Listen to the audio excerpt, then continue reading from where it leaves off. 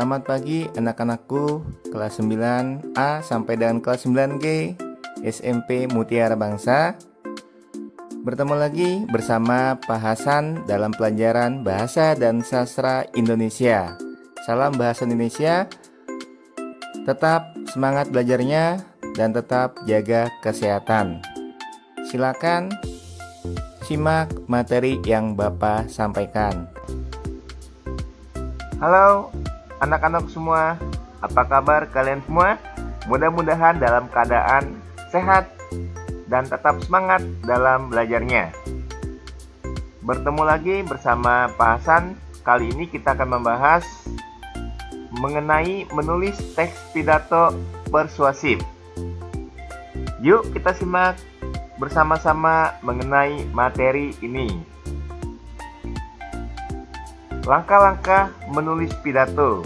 Jadi sebelum kita menyampaikan sebuah pidato, alangkah lebih baiknya kita tulis terlebih dahulu agar kita memahami isi pidato dengan baik. Dalam menulis langkah-langkah, yang pertama yang kalian harus lakukan adalah menentukan tujuan pidato. Kalian harus tahu dulu tujuan pidato kalian itu untuk apa. Nah, di sini tujuan pidato itu bermacam-macam, antara lain memotivasi, melakukan tindakan, memberitahukan atau instruksi, menghibur, atau membujuk pendengar, atau persuasi. Apakah kita untuk memotivasi seseorang supaya lebih bersemangat lagi? Atau untuk melakukan tindakan? Ketika kita menulis sebuah pidato, nah orang yang mendengar itu mau melakukan tindakan atau memberitahukan, menginformasikan kepada pendengar tentang suatu hal, instruksi, yaitu perintah. Kemudian apakah untuk menghibur? Ya, menghibur masyarakat, menghibur pendengar supaya pendengar lebih terhibur mendengarkan pidato yang kita sampaikan. Pendengar senang dengan yang kita sampaikan. Kemudian memujuk pendengar atau persuasi. Nah, ini ya tujuan dari pidato persuasif yang kita bahas, membujuk pendengar atau persuasi atau persuasif. Nah, jadi tujuan pidato itu bermacam-macam, tinggal kita tergantung tujuannya untuk apa. Kemudian berikutnya menganalisis pendengar. Nah, yang kedua, setelah menentukan tujuan, kita analisis pendengar kita. Kita mau menyampaikannya itu kepada siapa? Jangan sampai salah untuk menyampaikan pidato ini. Nah, di sini menganalisis pendengar yang akan menjadi sasaran didasarkan pada yang pertama tingkat usia, kedua pendidikan, dan ketiga pekerjaan. Jadi kamu perhatikan dulu tingkat usianya. Ya, usia 6 tahunkah, 12 tahunkah, kemudian 20 tahunkah, 30 tahunkah. Nah, kalian harus perhatikan. Ya, jangan tingkat usia misalnya seusia anak SD. Kamu menyampaikan materinya tentang keharmonisan rumah tangga. Nah, anak-anak SD nggak bakal nyambung. Anak remaja, kamu harus perhatikan apa kira-kira yang berhubungan dengan materi anak remaja. Nah, itu harus diperhatikan juga dengan orang dewasa, dengan orang tua, apa kira-kira materi yang sesuai. Ya, jangan orang tua kamu materinya tentang permainan Mobile Legend. Nah, itu nggak nyambung ya. Jadi kalian harus perhatikan tingkat usia dalam menyampaikan sebuah pidato. Kemudian berikutnya pendidikan. Nah, kalian harus pahami juga kira-kira pendengar kalian tuh pendidikan yang seperti apa, lulus sarjana atau bukan. Ya, kalau lulusan sarjana berarti dari penyampaian materi kalian ya harus lebih ilmiah lagi. Kemudian pekerjaan. Nah, pekerjaan juga nih harus perhatikan, apakah pekerjaannya karyawan swasta atau petani atau pedagang atau pembisnis atau guru, pegawai negeri. Nah, kamu harus perhatikan kira-kira materi yang sesuai dengan pekerjaan pendengar itu apa ya. Kamu harus perhatikan pekerjaannya juga. Jadi dalam menyampaikan sebuah pidato, kalian harus memperhatikan tingkat usia, pendidikan, dan pekerjaan. Baik, kita lanjut. Mengumpulkan bahan. Nah, di sini setelah meneliti persoalan dan merumuskan tujuan pidato serta menganalisis pendengar, maka sudah siap menyusun naskah pidato. Langkah berikutnya adalah mencari bahan-bahan tambahan yang berupa fakta, ilustrasi, cerita, atau pokok-pokok yang konkret untuk mengembangkan teks pidato. Kita bisa bertanya kepada orang atau pihak yang mengetahui persoalan yang dibicarakan. Buku-buku, peraturan-peraturan, majalah-majalah, dan surat kabar merupakan sumber informasi yang dapat Anda gunakan sebagai bahan dalam rangka menguraikan isi pidato. Jadi, kalian harus mencari sebanyak-banyaknya ya bahan atau materi yang harus kalian persiapkan. Boleh dari orang yang mengetahui tentang persoalan pidato kalian, atau orang yang ahli dalam isi pidato yang kalian mau sampaikan, atau dari buku-buku ya, baik buku cetak, buku elektronik ya, itu kamu cari rujukan atau sumber. Kemudian peraturan-peraturan pemerintah ya, kira-kira apa yang sesuai.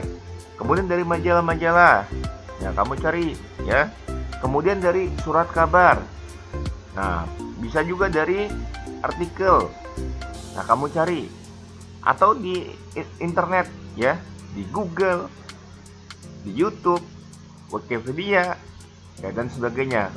Kamu cari sebanyak-banyaknya sebagai bahan untuk mengembangkan teks pidato kalian. Ya, itu mengumpulkan bahan.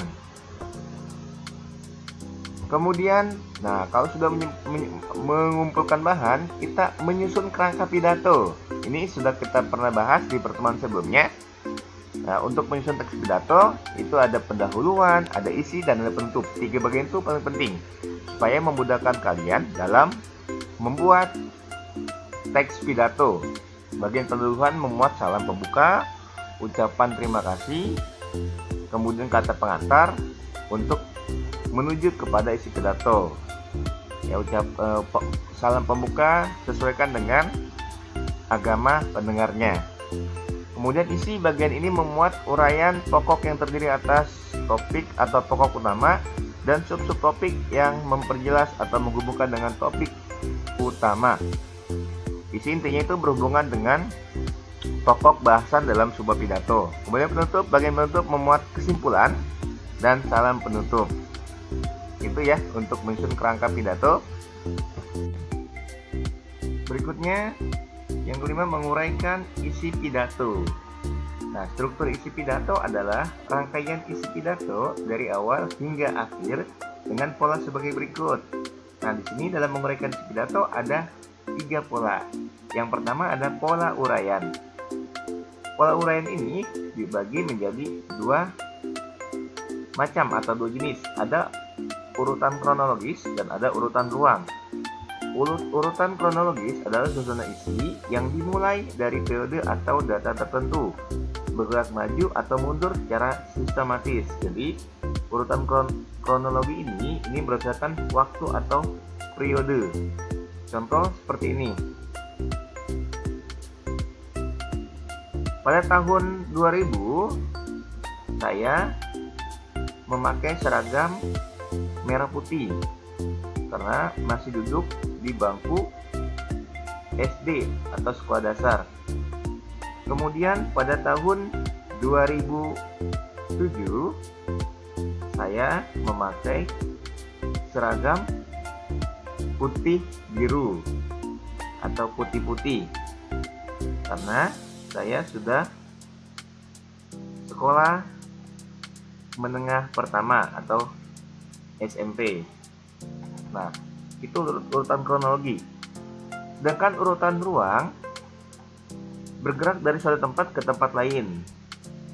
Contohnya, waktu kecil saya pernah tinggal di Paris, Prancis. Kemudian beranjak dewasa, saya tinggal bersama keluarga di Jakarta. Itu contohnya, kira-kira seperti itu ya intinya. Kemudian pola yang kedua itu ada pola sebab.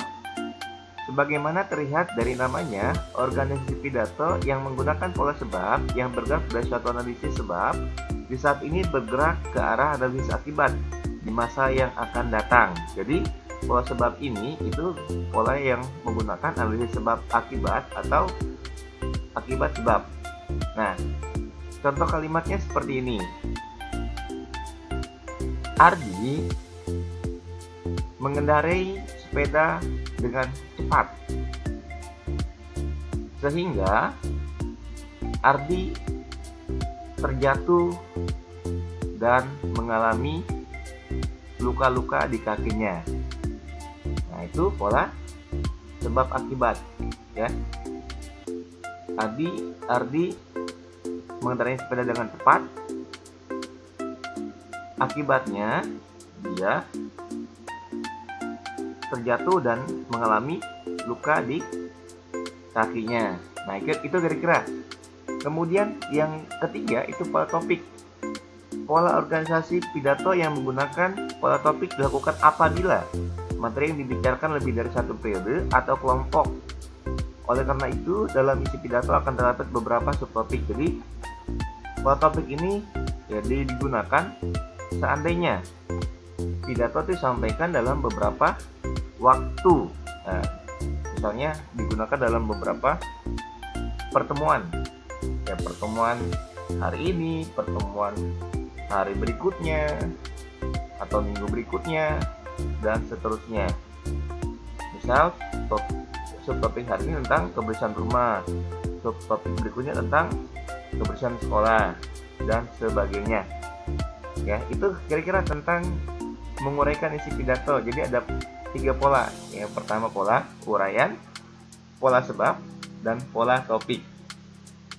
Mudah-mudahan kalian memahami apa yang baru sampaikan.